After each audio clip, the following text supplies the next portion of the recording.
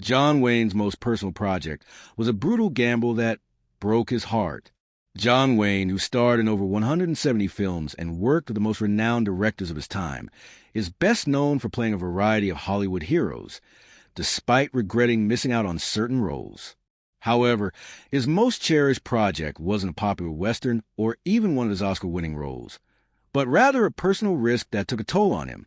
Known as the Duke, Wayne built his reputation on rugged, straightforward characters in films like The Searchers, True Grit, Rio Bravo, and Stagecoach. As the 1950s were coming to an end, Wayne, whose presence on set was legendary, was practically synonymous with the film industry, with one of his most loved movies earning a 90% rating on Rotten Tomatoes. He could have easily continued playing safe characters within his established persona for the rest of his career. Instead, he chose to invest everything in a dream that would exact a significant emotional cost. Interestingly, his favorite film wasn't his passion project. That distinction went to She Wore a Yellow Ribbon, a John Ford classic from 1949. But the project that meant the most to him was his ultimate labor of love.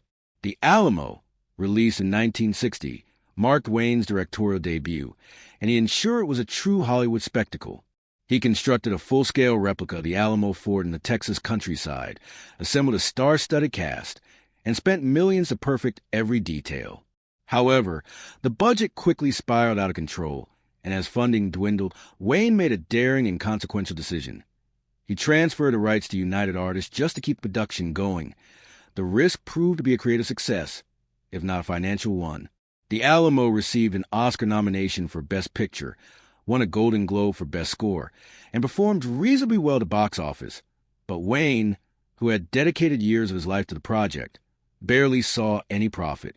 Behind the scenes, however, the production was fraught with challenges.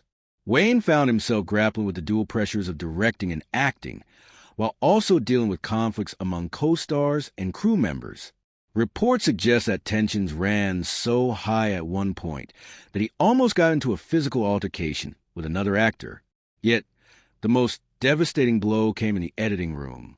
Reflecting on the experience years later in Michael Mann's John Wayne, the man behind the myth, Wayne shared how United Artists demanded 30 minutes be cut from the final version after early test screenings drew criticism, not for filmmaking, but for the political undertones.